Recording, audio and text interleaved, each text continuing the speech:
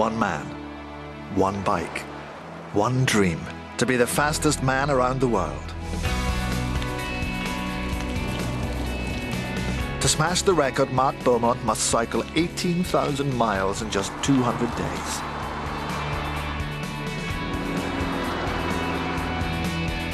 His epic journey will take him through floods, burning deserts, freezing winds, and desolate plains. The experience will push bike, body, and soul to the limit. I feel incredibly weak. I don't know what to do. It's the ultimate endurance test. If he pulls it off, the world record will be his. Well, this is it. This is halfway around.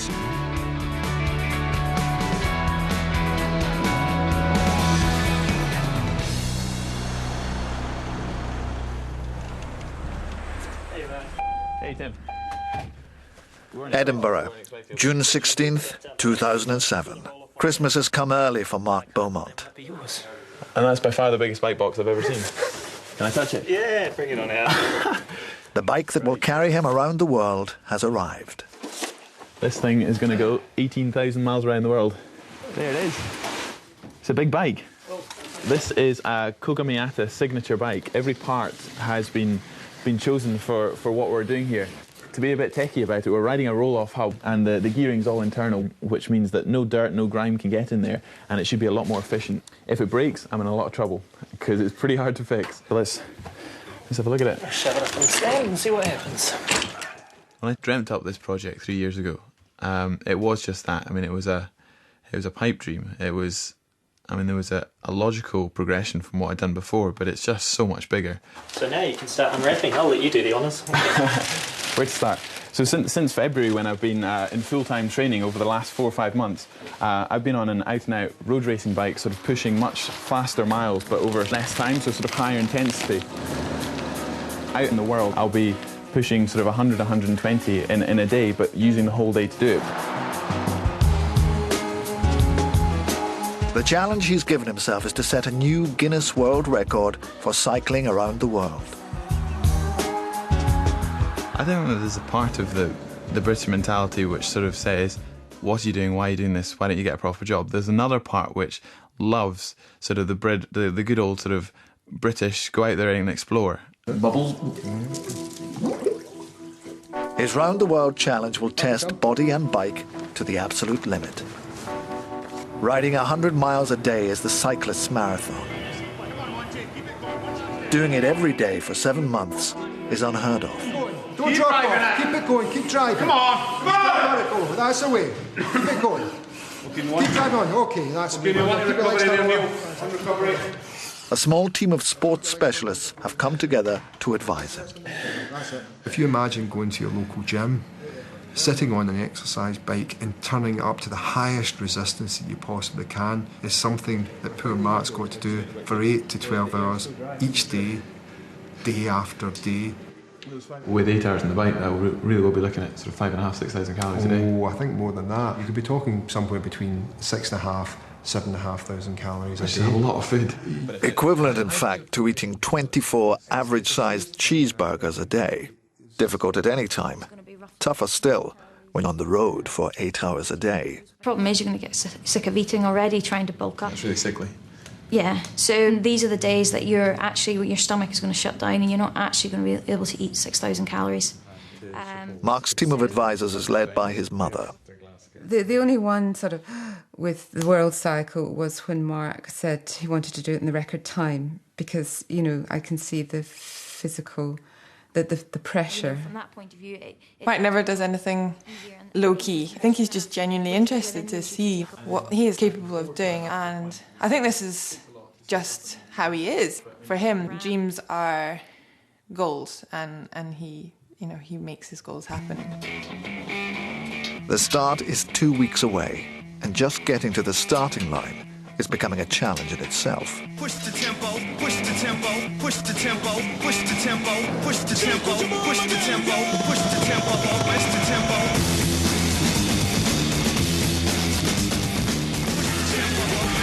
It's been a dream for 3 years.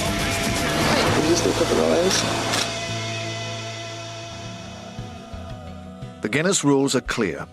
18,000 miles and passing through 2 opposite points on the planet. Mark's going through Europe, the Middle East, Pakistan and on to Calcutta, down Southeast Asia, across Australia, up New Zealand, the long haul across America, and finally a sprint from Lisbon to Paris. It's the night before the start. Time for a final check.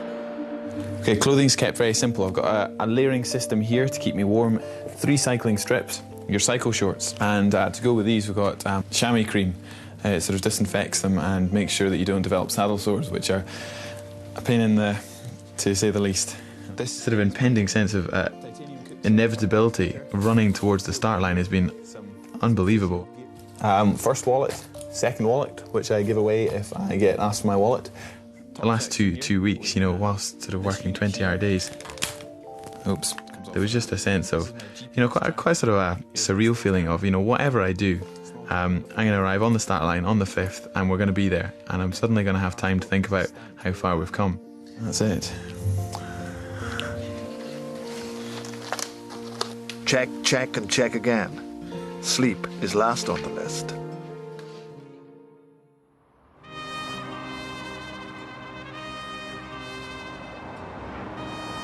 Love it. See you. For family and friends, this is the last time they'll see him for 7 months. You okay?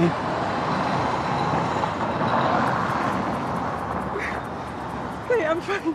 10, 9, 8, 7, 6, 5, 4, 3, 1.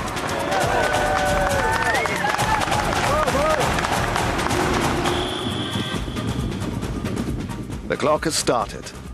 18,000 miles of pedaling lie ahead. But ominously, after just 30 minutes, he's exhausted. We've just done about 10 miles out of Paris and I just completely hit the wall. About 4 or 5 miles out, I thought that the adrenaline would sort of see me through and I'd feel good, but with the mayhem of the last couple of days and another sort of 4-hour sleep last night, I was so tired that, and I don't know whether it was nerves or tired or a combination of the two. I mean, it was my eyes were just shutting on me as I was cycling along there. A shot of caffeine hits the spot, but there's still 90 miles to go if Mark's to hit his daily target. And it's only day 1.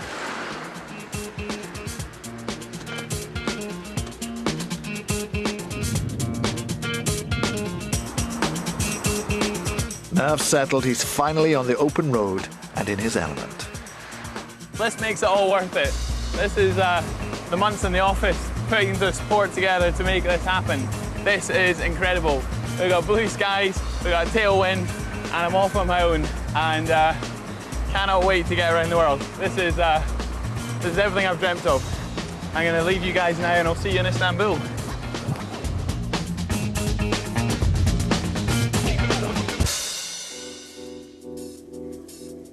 Leg 1 should be easy. 2,200 miles in 22 days. Paris to Istanbul.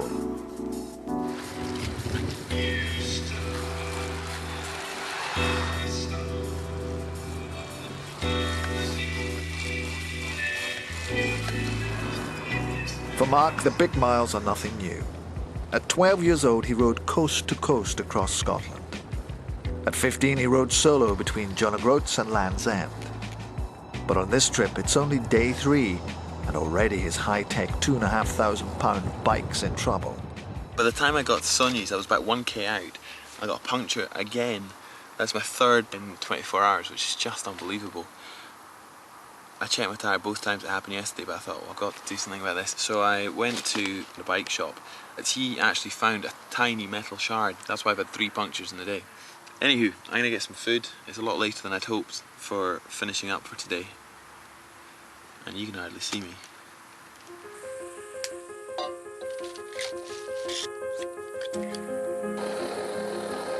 Puncture fixed, the next challenge of a wet night under canvas is nothing new.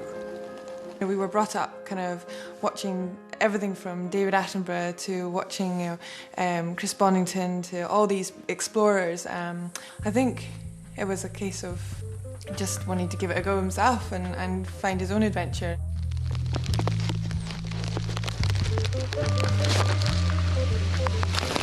I've just woken up and it's absolutely pouring. Looks pretty nice. Just torrential.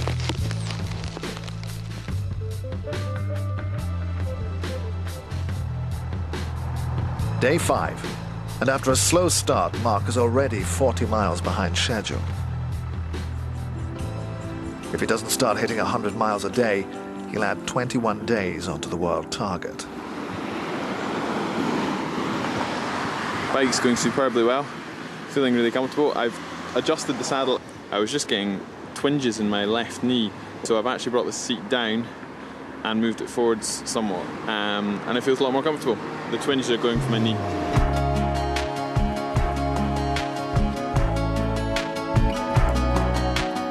For the next 2 days, Mark hits the magic 100-mile-a-day target, leaving him just 23 miles behind schedule. Finally, everything seems to be going well. I just had a disaster. Flying down that last hill, we're about 40k from Leipzig in Germany. There was a loud bang from the back wheel. I've broken a spoke at the back. It's now going to take time to fix, but it's more than that, it's just such a worry. I have to take the wheel apart and put a new spoke on. But that does not bode well, 7 days in.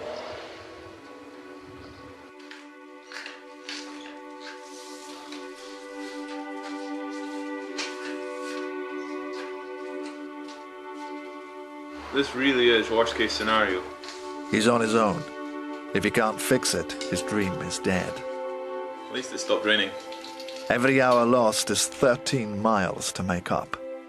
There we go, one fixed wheel. Running pretty much true. That's delayed me by about an hour. But more than that, I've now got a wheel which isn't set up right. With time lost and a dodgy wheel, Mark hits the city of Dresden. Well, I get immensely frustrated when I'm going through a big town and I'm getting held up the whole time by slow bike paths and traffic lights and stuff like that. If I lose a couple of hours because of that, it really does stress me out slightly. So I've been on Route 6 all morning and I'm expecting to carry on to Route 6 for the next 80 kilometres all the way to the Polish border. But these roads tend to get a wee bit lost in the centre. But see what we can do. Right, where's this Route 6? Whoa. Quick look at the map. It's not just the bike that needs careful maintenance. Mark's in danger of pushing himself too hard. He suffered from tendinitis in the past, so the team back home have arranged for a physiotherapist to meet him on the road. About 30 kilometres from Poland, and I'm going to camp because it's beautiful. Look at that sunset. The table's up and ready. And I'm going to get a massage before it gets dark and quickly get the tent up and get an early night. So it's not so.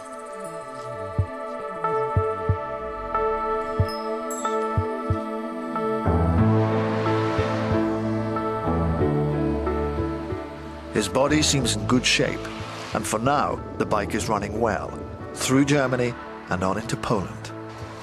Is leg 1, the easy leg, finally going to plan?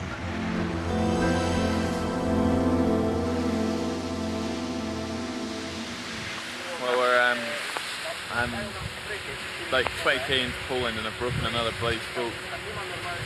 It's day 9, that's 2 spokes broken on the rear.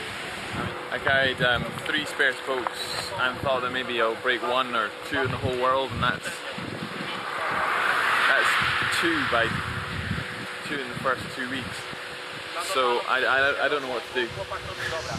His Polish physio phones ahead for help. Rolled the last 40 kilometres into town here, which was exceptionally hilly. We're just into Poland here, about 40k, and come in, and the guys had a look at it and said basically that because the spokes have been cut to allow for the strange hub that I've got, it's weakened them, which is why they're breaking. So he's rebuilding my new wheel. Really pissed off, really annoyed that this has happened. It's the nightmare scenario, and he's not yet halfway through leg 1. Has he got the right bike for the job? If there are any more serious delays, he might as well pack it in. 3 punctures and 2 broken wheels in 9 days. Doesn't bode well for 200 and something odd days. But we'll see if we can get some more miles in, see if we can get 100 miles despite the breakage.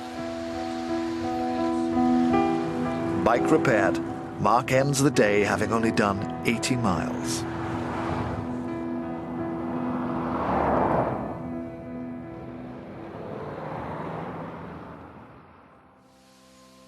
New day, fresh start, but now a constant worry about the bike. 7 AM, good night's sleep. Gonna pack up and get on the road and try and make up the miles, which I didn't do yesterday.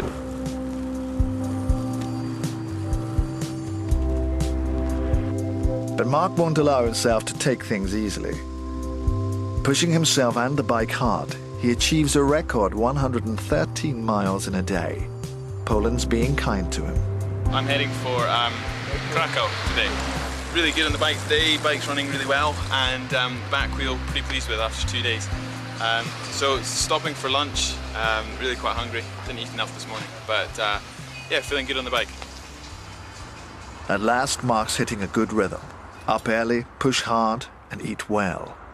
He needs 6,000 calories a day. That's equal to 6 Christmas dinners. Tough when you're a vegetarian. The further from home, the more difficult it will become.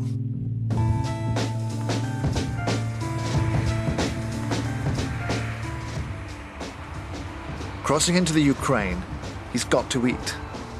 But the options are limited. Food was horrendous. Absolutely terrible. Last night I had, it was meant to be mushroom soup, but it was just oily stock water with chewy mushrooms at the bottom, and an omelette which was just, I don't know how they made it as bad. It was just a plain omelette, but it was just like rubber. It was the only vegetarian thing on a 12-page menu, and then this morning I was just given the same menu for breakfast, so I had to have the same again. Well, as you can see, it's a lovely day in Ukraine. The poor food has an instant effect. Felt absolutely terrible on the bike this morning, no energy, really, really low. So I'm in this wee shop here, buy a wee shop here, the first one I could find, and I'm going to see if I can get some proper food. Mark can't lose time seeking vegetarian food. He must decide which comes first, race or diet.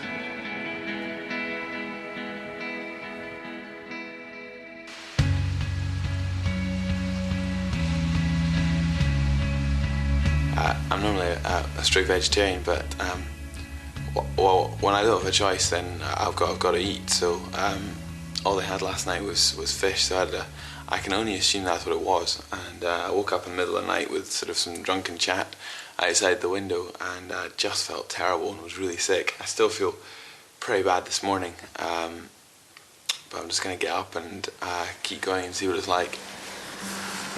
Sick and tired, Mark is in no fit state to be on the road. Low in energy, his concentration begins to slip. Well, I just got pretty much knocked off the road by these guys.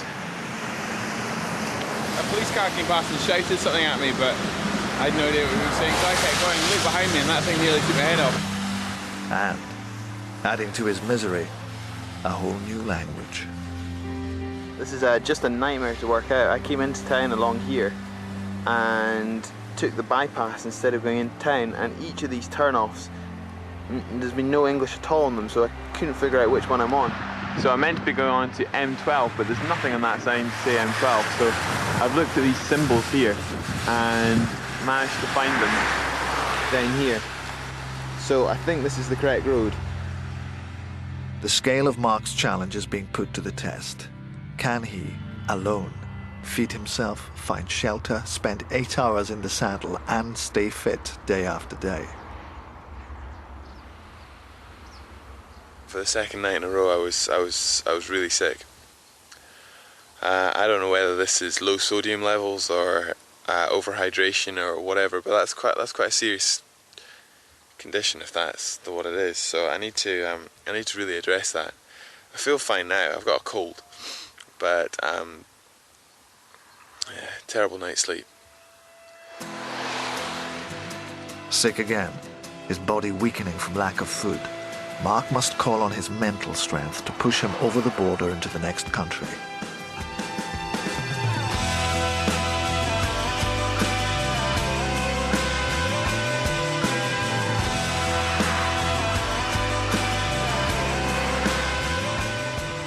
Welcome to Romania. The first person when I crossed the border put his hand out and said, welcome to Romania. And ever since then, the people have just been amazing. It's such a relief to be here. The last 2 days have just been fantastic. The road quality's a million times better. Language which I don't understand, but at least it's our alphabet, and I feel good for it. It's tough, every day's tough. And actually the days when it's easy on the bike, the days when you're thinking, I can do this, you're just spinning along, that's when the niggles which you don't notice on the tough days come in. Like, that's when you notice that you're really saddle sore and that your wrists hurt and that your hands hurt, and all the stuff which is there all the time but you don't notice when it's pouring with rain or your bike's breaking or other stuff's going on. Sorry, I'm just whinging now. But hey, it's not easy. Dream's hard. It's nice. So much of what Mark has set out to achieve depends on his mental state. Happiness equals faster miles. He's back in the groove.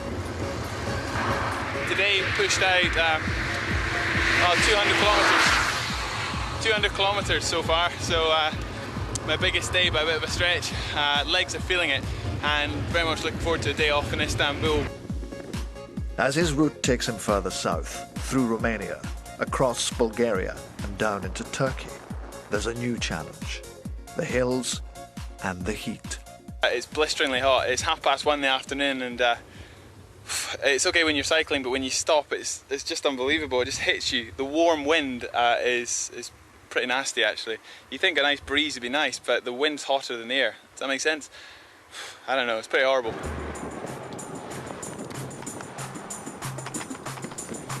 It's 40 degrees and he's sweating heavily. Most of us drink 1 or 2 litres a day. Mark needs 8 to 10. He can't carry that much, so must make regular stops. I've come across these sort of watering holes here. These sort of little water stops, which are for the truckers, and a little cafe, which is fortunate because I'm almost entirely out of water, and how far it is to the next town. So I'm going to go in, have a cup of tea. Done 5 hours riding, 75 kilometres. That shows how hilly it's been. İtalyan mısın?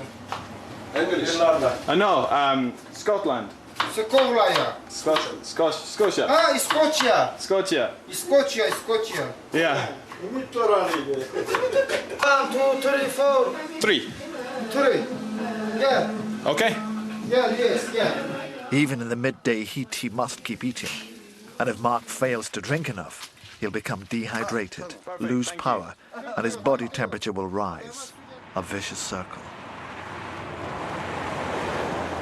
When we catch up with him, a day from Istanbul, he's beginning to dream of water in any form. I knew that there would come the time when I would sort of pray for rain. I'm not there yet, but well, this is pretty warm. Nice part of the world. Plenty of hills. It's pretty brutal. So this is just all salt sweats, salt marks. So that's, you can just see all over me. That's the amount of salt I'm going to have to put back in today if I'm not going to. I think this is why I was sick in Ukraine, because I was sweating so much and losing so much salt and then not replacing it. So, live and learn. I've got to be pretty careful where I get water, but these little fountains at the side of the road tend to be really good spring water. So I've been filling up all through Eastern Europe, down through Ukraine, Bulgaria at these stops. The hotter the country, the more they are. Every 10k you tend to pass these little water fountains. His mood is good. The bike's running well. He's not been sick again. And the end of leg 1 is finally in sight. I just want to get there, and I'm still just focusing on the next mile, and I try not to think too far ahead. Still got a long way to go. I think you scare yourself too much.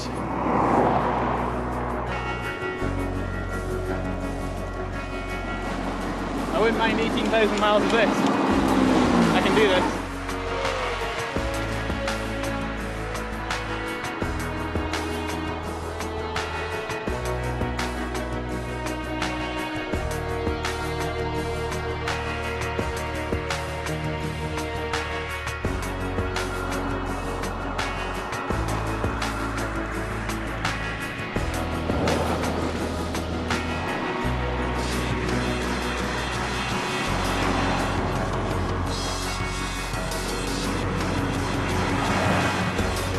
First sight of Istanbul, I think.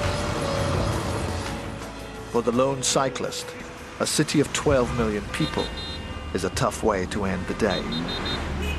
This is tough. This is not fun. And it's a long way into the city centre. I just want to get there right now. We've got 10k to go, I think, but this is tough. This is absolutely emotionally draining the last hour into Istanbul. Just scared me. So many cars just screeching around me and so many near misses. This is horrible. That was the scariest bit of cycling I've ever done. Is that it? That was good. Leg one over. I need some food and bed and rest. The last miles are cruel, but amazingly, he's right on schedule. He's covered the 2,200 miles in 22 days.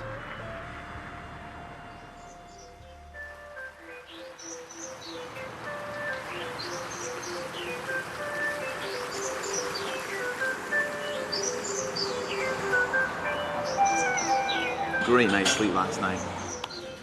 Waking up, knowing I have a break, I can get my laundry done, get the bike fixed, and prepare properly for leg 2.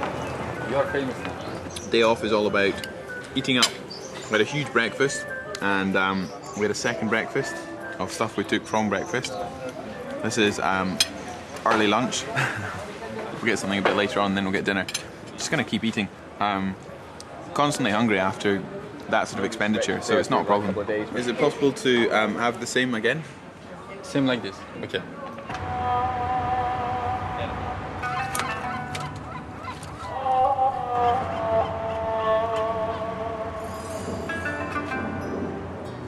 Leg 1 has proved body and bike can, when pushed, take 100 miles a day. But he's barely an eighth of the way round, and there are 12 countries, 3 continents to go. And the going can only get tougher. Well, this is Europe, and that's Asia. That's for tomorrow. That's leg 2.